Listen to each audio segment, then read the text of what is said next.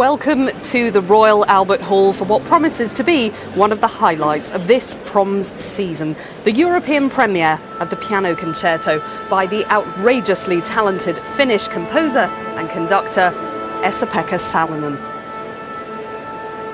Salonen himself will be conducting the BBC Symphony Orchestra in a programme that also includes Ravel's Le Tombeau de Couperin and extracts from Berlioz's Romeo and Juliet. For the concerto, he'll be joined by the Grammy Award-winning pianist Bronfman. And Bronfman and Salonen will be joining us up here during the interval. Please do send in your questions and your comments for them. You can email us, proms@bbc.co.uk, or text us on the usual number, 83111. And don't forget, you can always get notes on the music in tonight's concert by pressing red on your remote control. Salonen has chosen to start tonight's concert with Ravel's Le Tombeau de Couperin. It was during the First World War that Ravel wrote a French suite for piano.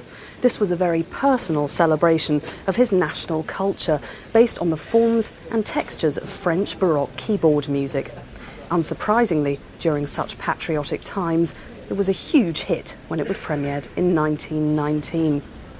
Later that year, Ravel selected 4 of the 6 original movements to create the orchestral suite we'll be hearing tonight. First comes a prelude, that's followed by a forlan, a minuet, and the concluding rigodon.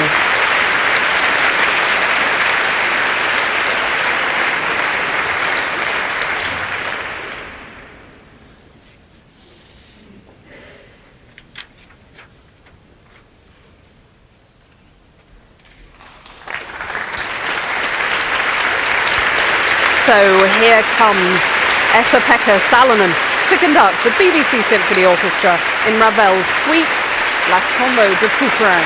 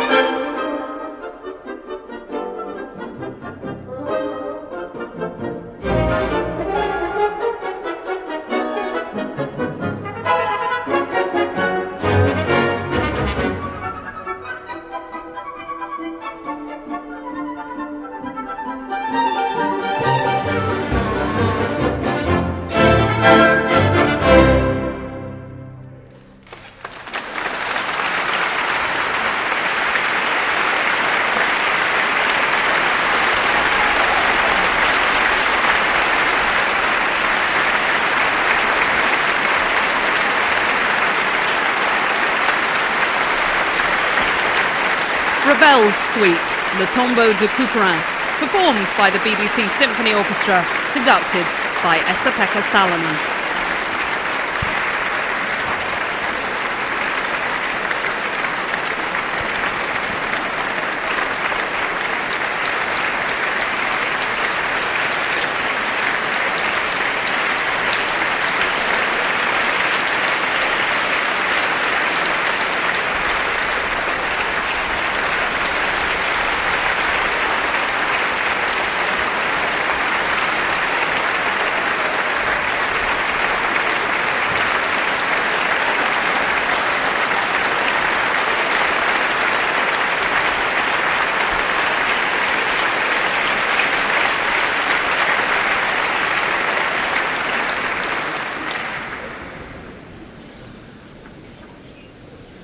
Well, listening with me tonight are my guests, Gillian Moore, the Head of Contemporary Culture at London's South Bank Centre, and James Murphy, Marketing Manager at the Royal College of Music. Very warm welcome to you both. Gillian, it seems strange almost that Ravel dedicated that piece to the memory of his friends killed during the Great War when it's so light-hearted. It's not really a sombre piece at all, is it? Well, I think it's actually, it's elegant and fractured and very precise, but it is tinged with a kind of melancholy. It's as if he was saying, I'm not going to write some bombastic patriotic piece. Here's something very beautiful and refined, the best of French culture, and this is what I'm offering. And his typically, it's the kind of precise end of Ravel rather than the big and full Scheherazade, Daphnis and Chloe kind of. It's a very small orchestra. I find it very mannered. In fact, I'd quite like him to just like burst the bounds a bit more like he is in La Valse or Bolero. Yeah. But it was immaculately played.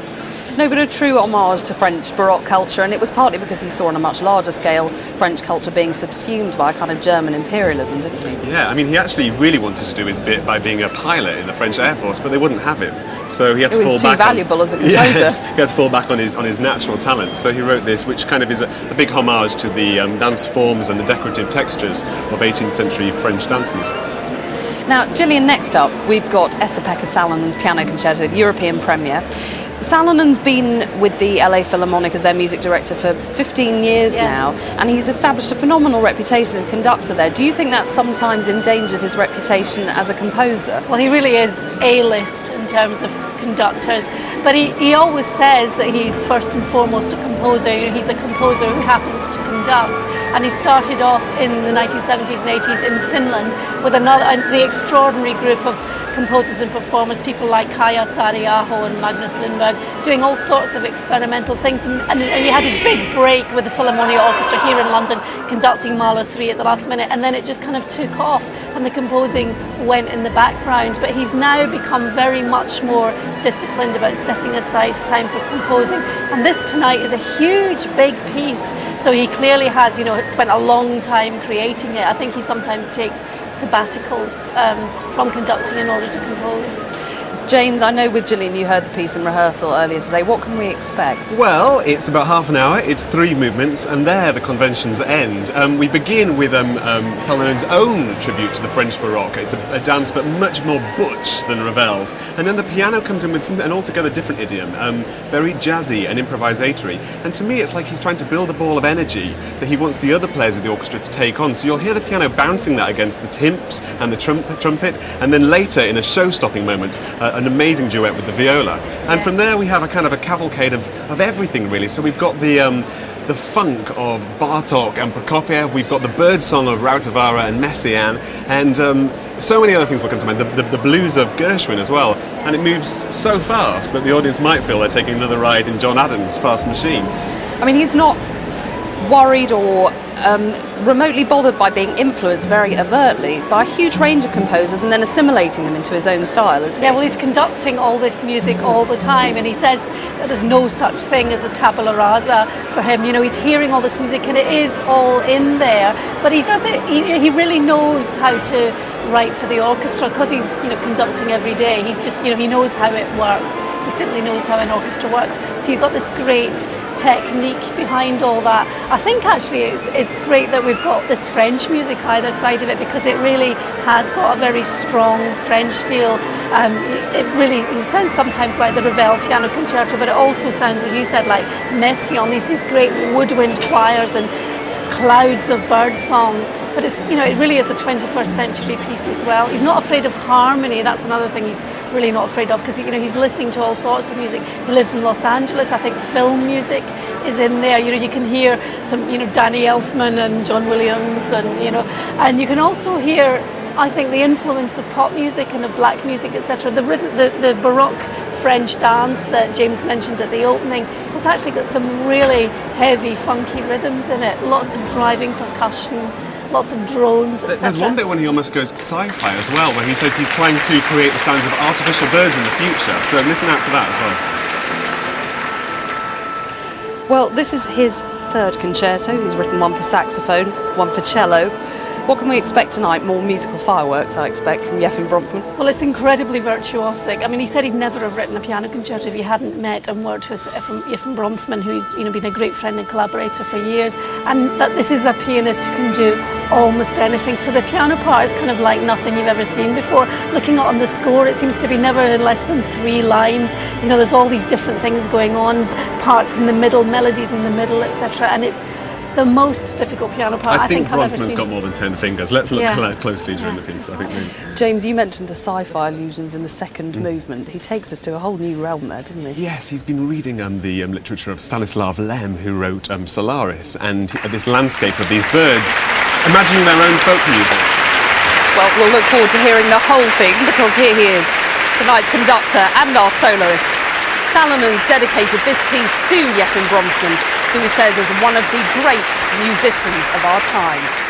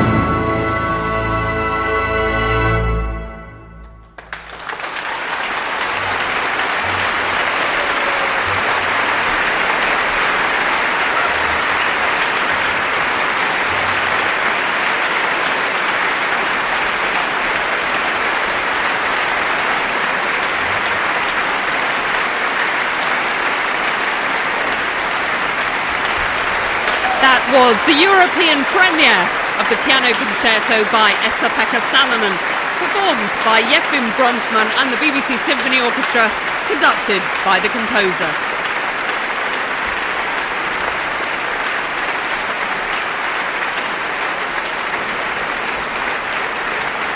Well, don't forget, I'll be speaking to Bronfman and Esa-Pekka Salonen during the interval. We'd love to know what you thought of the piece. Do send us in any questions and comments you have through the usual address, proms@bbc.co.uk, or text us on 83111.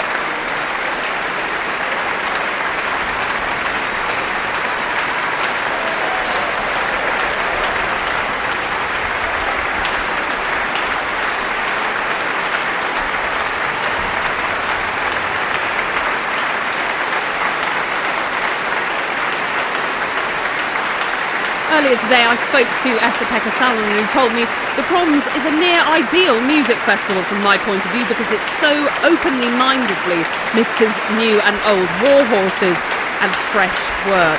He added the acoustic is of course very big in the Royal Albert Hall, but it has a three-dimensional quality which brings clarity to new scores, so it's a great venue for unknown music.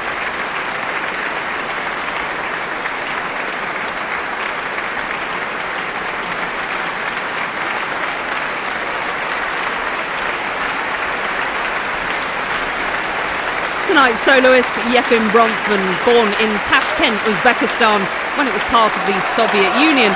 He then emigrated to Israel as a teenager and made his international debut there 2 years later with Zubin Mehta.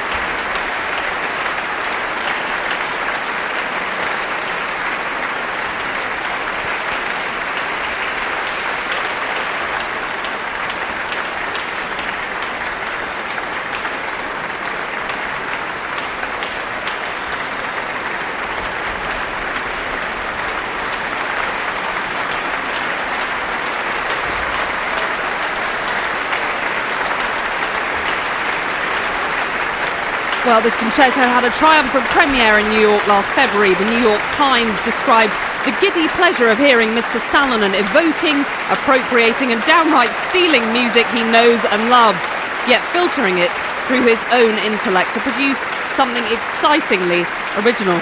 Well, tonight's London audience certainly seems to agree with that sentiment.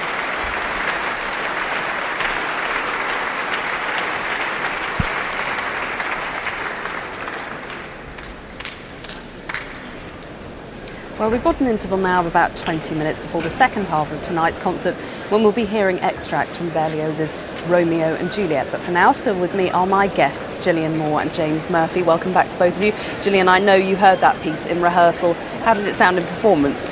Big, lousy, occasionally over the top, a lot of notes. I think sometimes for me, too many notes every now and then. My favourite bits were when one big thing was happening. So the beginning of the first movement where you've got that great big sort of dotted rhythm dance thing, or halfway through the second movement where the piano, everything stops and the piano comes in with a really gorgeous melody which then is filled out into this huge big romantic thing.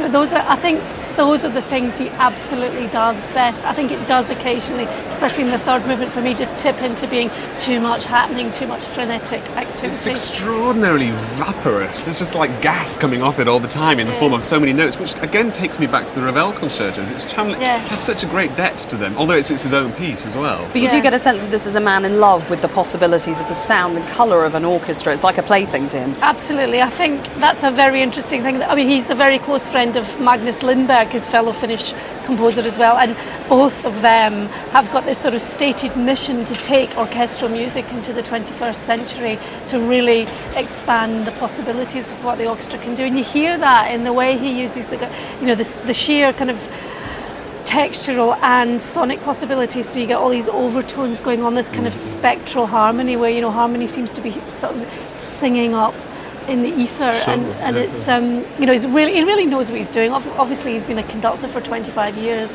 of major symphony orchestras. He does know his way around. I can't help but feel a subtext in it where that opening, it's so aggressive and angular, and those drums, they remind me of kind of distant shell fire, almost as if he's evoking a war. And then the piano comes in with that jazz statement, and there are so many references to Ravel in different ways, and that wonderful voluptuous alto sax and the big schmaltzy tune in the second half.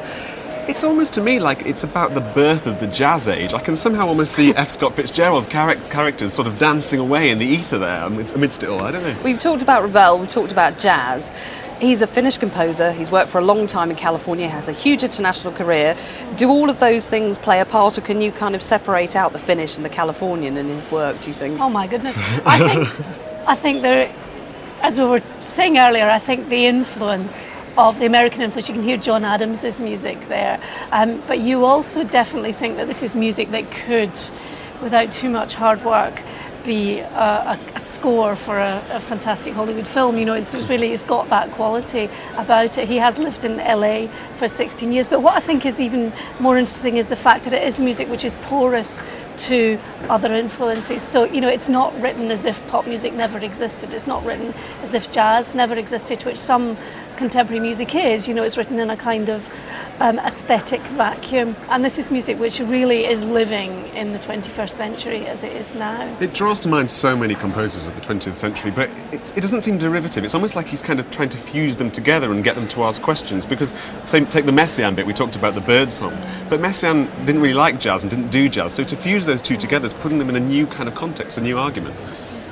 What I find more problematic about it, though, is the very idea of a piano concerto, because, you know, that is such a 19th century idea, this idea of the sort of piano struggling, the protagonist against the crowd, etc. And I think he's tried to get away from that, but I'm not sure he actually has got away from it.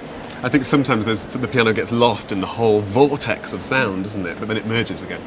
Well, we'll be speaking to the composer himself in just a while, so we'll find out a little more about the piece. But for now, thank you both very much. Let's go downstairs now and join Nicole Wilson, who's in the West Arena foyer. Thanks very much, Susie. Well, we're going to take a moment now to look at some of your reviews of the Prom so far.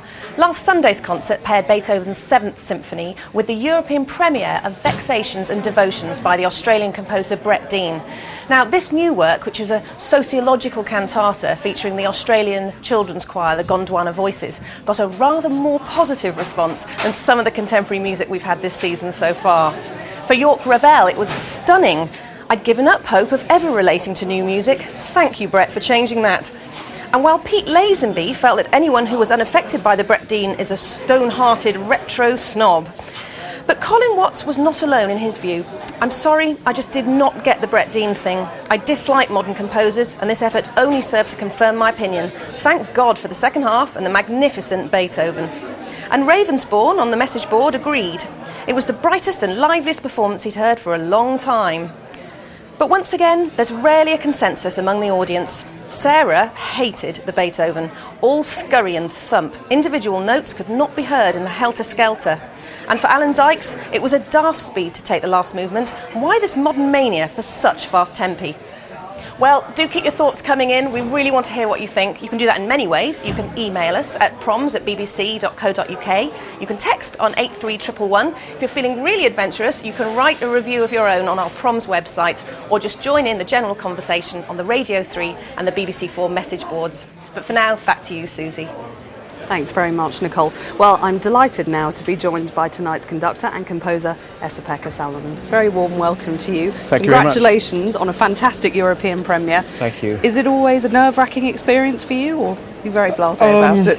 It's never simple, because especially when you're conducting your own work, sometimes you kind of have to swap between the different roles in your mind, and sometimes you're the composer even when performing, and you're kind of thinking, well, could I have done this differently?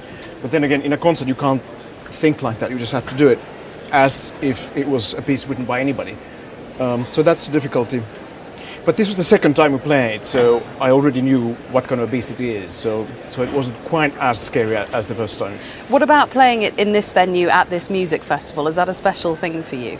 Well, I love the Proms. I mean, who doesn't? And also, this hall, although it's vast and sometimes the loud things don't have the sort of physical impact as they would have in a different kind of hall, it still has a very sort of clear and spacious kind of sound, and very often my experience has been that when we play complex music with lots of different textures at the same time and different voices and so on and so forth, it sort of clarifies the texture and it actually becomes easier to grasp in this hall than in many other halls. So I like it here. You talk about complex textures. You're a very demanding composer, and it seems conductor sometimes. Do you feel like you're a very exacting musician? I mean, you expect a huge degree of virtuosity from the orchestra as well as the soloist in this piece. Yes, but that's part of the fun, of course. I mean, I remember a moment, it was another piece actually, which I wrote for the LA Philharmonic, and there was a very, very difficult first violin passage, and I sort of got a little apologetic in the first rehearsal. I said, well, look, out of sheer respect I wrote this passage, and I felt that it would have been an insult if I had written anything easier than this.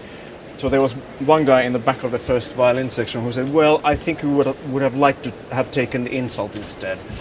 But I think, obviously I have some experience by now in terms of working with orchestras and musicians and so on and so forth, and I like the idea of challenging them within the sort of idiomatic limits of the instrument, and that's the fun, I think. I try not to go beyond that limit. But you go right up to it. Yeah, but that's exactly what I'm trying to do. Now, I know you've known Yefim Bronfman for nearly 20 years, is it? Yeah, something like that. What is it about him particularly as a musician that excites you? Well, it's difficult to describe, but he has this sort of total commitment to whatever he plays, be it Mozart or Rachmaninoff or Bartók or Salonen. And of course, as you could tell, his technique has no limits. It's just unbelievable. The amount of fingers he seems to be having at any given moment. But also, there's something about his sound that I find very compelling. It's massive, very intense, but never ugly. He somehow manages to keep it always within the realm of beauty, which not everybody can do. As a conductor, you've chosen tonight to pair your piece with Ravel, first of all, Berlioz after it. How do you go about programming other works with your own work? There's no formula, really. I tend to surround my own pieces with pieces I love. It's simple as that. And of course, it's not a secret that especially the piano concerto has a lot to do with Ravel. Some of the textures I've been trying to learn from in his music, and also Tombeau particularly has a connection in that it is modeled after Baroque music originally, and in my concerto there are certain principles that actually relate to Baroque music, so there's a very clear connection there. In terms of Berlioz, I just happen to be a big fan of his music, and also it's something that is a sort of a late discovery for me. I used to kind of, I was a little suspicious when I was younger, because I wanted music to be constructed the way German music is constructed, symmetrical phrases and very sort of thorough harmonic organization, and like Wagner does, or Bruckner, or Mahler, and so on and so forth. And then maybe some 6-7 years ago I discovered this music, and I started with the Symphonie Fantastique, and then I went on, and I find it absolutely fascinating. He's one of the most inventive composers in all of history, and there's never a dull moment. Well, I'm thoroughly looking forward to hearing it in the second half, and it was a real pleasure to be part of the European premiere of that concerto. Thank you ever so much for coming and joining us. Let's go back downstairs now to Nicole Wilson. Thanks very much, Susie. I'm down here with tonight's pianist, Yefim Bronfman. Congratulations, Yefim. That was amazing. You must be exhausted. No, I could do it again right now, but Really? I only get one chance. Now, Salonen dedicated this concerto especially to you as a friend. Where did your musical friendship begin? Well, we met 20 years ago, and I think our first collaboration was here in London. in I think late 80s, early 90s when we made a recording of the Rachmaninoff concertos with Philharmonic Orchestra. That was the first time in a series of many collaborations together. And I have also performed his piano piece called Dichotomy a few years ago. And I love the piece so much that I've asked him to write me a piano concerto. He said, of course, he will do it for next year, but it took 5 years or even longer for him to complete the piece, and we finally have premiered it. So you had an idea what his composition was going to be like. How does the piano concerto compare to the first piece? Well, the first piece is unbelievably difficult, and I've asked him, I begged him to write something easier, and of course he did the opposite. He did something even more difficult. What a friend. Oh, the best. Now, when you first received the score, how did you feel when you opened it? Well, I must say that I received the score only 5 weeks before the first performance. The complete score came, we premiered it in New York in early February. I received the full score only in January. But I had bits of piano part. I had first movement arriving first in November, and then came second, third movements in December. So I had a very short time learning it. And considering my schedule also, I've been traveling back to Europe and to America, these concerts. I stayed till 2, 3 in the morning every night trying to learn the piano part because it's really very, very hard. It sounds incredibly difficult. So did you have any creative input? Did you say to him, not doing that bit? No, I never argued with the composer. There was only one passage actually in the end of second movement that it was totally unplayable.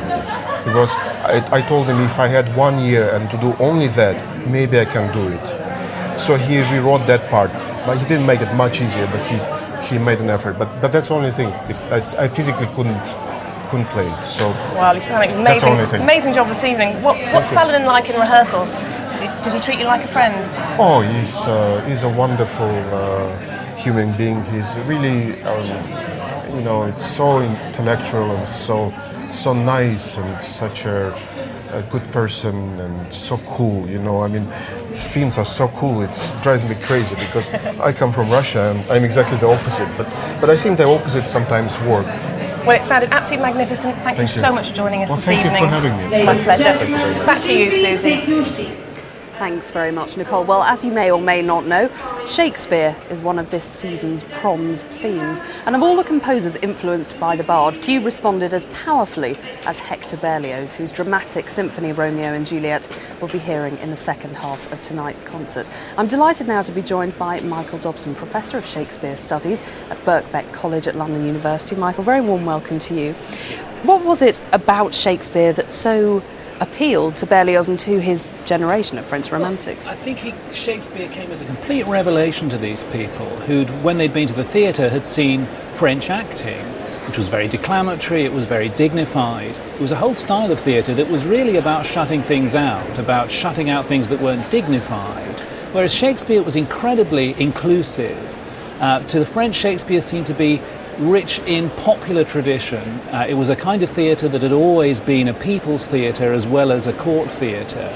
And so the fact that Shakespeare could include the friar and the nurse and Romeo and Mercutio and could go off on these digressions regardless of how dignified plays were supposed to be written, I think was tremendously exciting for this whole generation. Who were the kind of key figures from London that brought Shakespeare to Paris, and what was their impact? Well, in a way, the production that Berlioz saw was something of a B-team, but they had a marvellous time in Paris. This was Charles Kemble, who was the younger brother of John Philip Kemble, who was a very famous actor-manager, and of Sarah Siddons, who'd both been incredibly successful. And at last he could go to Paris and people wouldn't just say, oh, he's not as good as his brother. Harriet Smithson herself, everybody agreed in London that she was very pretty, but they didn't think she had much of a voice. She was a bit like the sort of Sienna Miller of her day when compared to Sarah Siddons. And yet she gets to Paris and she's the most feted actress. Exactly. Suddenly. They're in a smaller theatre than they're used to. They're not encumbered by big sets because they hadn't been able to transport their own sets. They just sort of cobbled together what they could from what the Odeon Theatre had.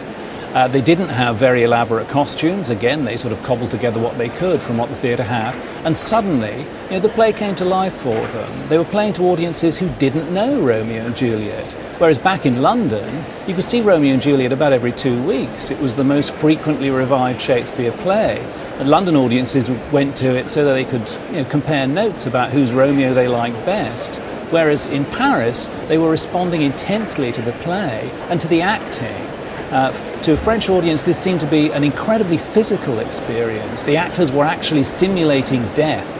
They were actually grunting and laughing and seizing each other. This wonderful moment in the tomb scene when Charles Kemble actually lifted Harriet Smithson's Juliet upright and carried her forwards downstage as she was waking up from the effects of the potion, which seems to have been just electrifying. Now, Berlioz spoke virtually no English at all, yet it had an amazingly profound impact on his musical imagination almost as soon as he encountered it. Well, luckily, the French theatre managers had the sensible idea of producing a translation. You could buy at the theatre the English text on one page and the French on the other. So you got a kind of, you could look down and have a sort of simultaneous translation, because of course the theatre was all fully lit. It wasn't just the stage that was lit and the audience in darkness, and this helped him.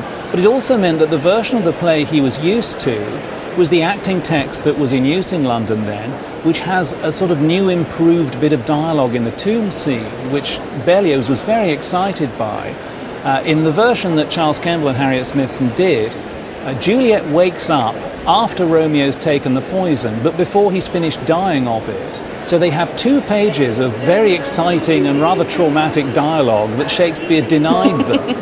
And this really was one of the highlights for Berlioz, I think, as they clutched each other and Romeo gasped and felt he was going mad, felt he was in heaven, and then remembered that he'd taken poison, curses, and dies within reach of bliss. So while we're all obsessed by authenticity today, we're not talking about an authentic version of Shakespeare's Romeo and Juliet or Hamlet as we would understand it. No, not at all. We're talking about a cut version that had been discovered to work and that had been improved to suit contemporary stage conditions by David Garrick, the great actor-manager of the 18th century, who really had so much authority. He was felt to be sort of Shakespeare's embodiment on earth, and if he said Romeo and Juliet worked better this way, then that's how you did it.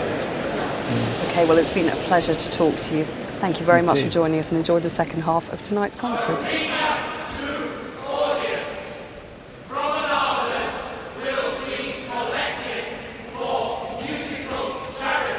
Well, as we said earlier, while the promenaders are having their little chant, Berlioz coined the term dramatic symphony for his Romeo and Juliet. It's a massive work, including choruses, recitative and solo voices.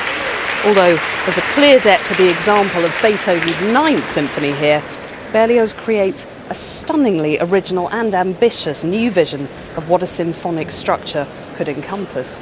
Tonight, we're going to hear the 4 purely instrumental movements: the introduction, the love scene, Queen Mab scherzo, and as a finale, Romeo alone, which ends with the glittering Capulet ball. Back with me are my guests, Gillian Moore and James Murphy. James, there's a rather intriguing story behind the commissioning of this piece. Just tell us a bit about it. Basically, Paganini gave Berlioz 20,000 francs because he'd been a bit disappointed with Harold in Italy, then decided actually it was wonderful. So he gave him this gift, and that allowed Berlioz to pay off all of his debts, and he had many debts, and write anything he liked. And so this was his big moment to kind of salute his great hero Shakespeare. And he wrote in his memoirs that with this piece of music he was going to set sail on the ocean of Shakespeare's great poetry and reach the enchanted island where the Temple of Pure Art stands.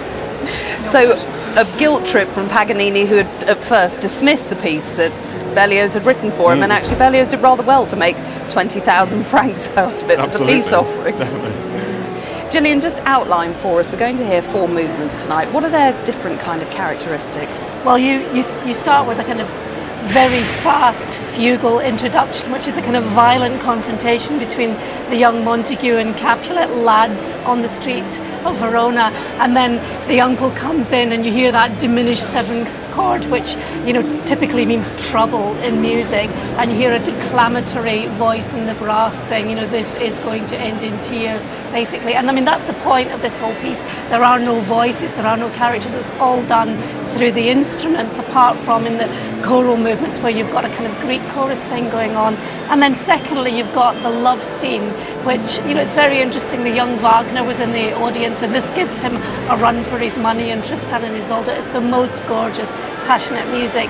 And the next movement is Queen Mab's Scherzo, which is based on a kind of throwaway moment in Romeo and Juliet when Mercutio talks about Queen Mab, Queen of the Fairies, coming around, sprinkling fairy dust on people's eyes, etc. Yes, not a huge moment in the play, but obviously it set Berlioz's imagination on fire. Absolutely. My feeling is that he was a bit miffed that Mendelssohn got in first and did Midsummer Night's Dream, so this was his opportunity to do the fairy music to the letter. Yeah, and he told Mendelssohn about this bit in Romeo and Juliet, and he was sort of kicking himself because he thought Mendelssohn's actually going to get in first and write this gorgeous fairy thing. But he writes this fantastic light scherzo on that, which he says is as thin as substance as the air. So it's absolutely, it's just air, really.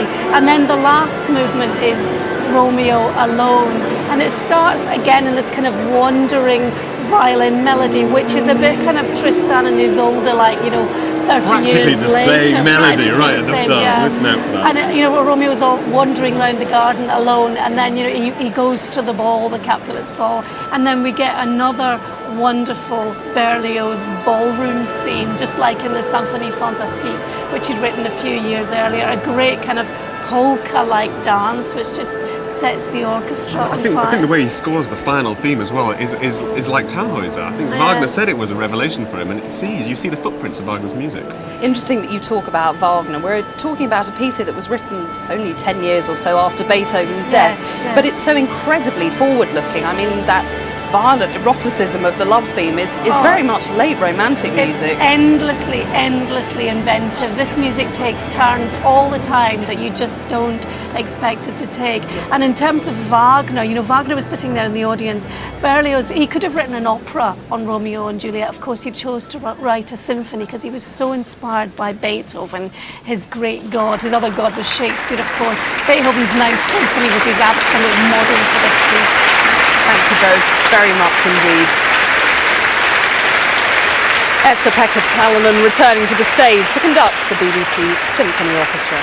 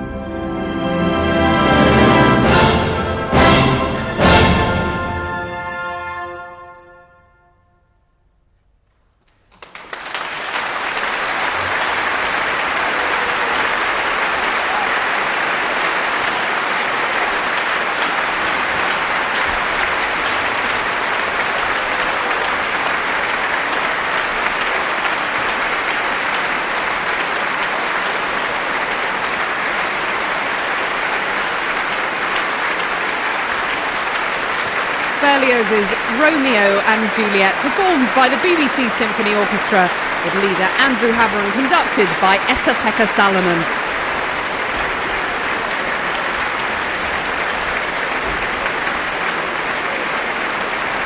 And that was really gutsy, visceral and joyous playing by the BBC Symphony Orchestra. I thought, who, when I saw them in rehearsal today, just obviously love playing for this conductor.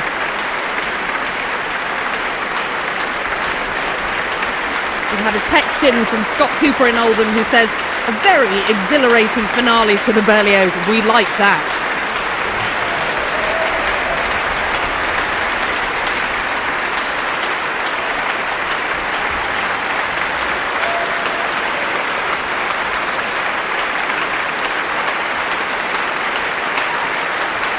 Esa-Pekka Salonen has famously been music director of the LA Philharmonic for 15 years now. Next year, though, he becomes principal conductor and artistic advisor of the Philharmonia Orchestra in London. He'll also be conducting more opera and devoting more time to composition. There are apparently the seeds of a plan to compose an opera, but the details at the moment are secret.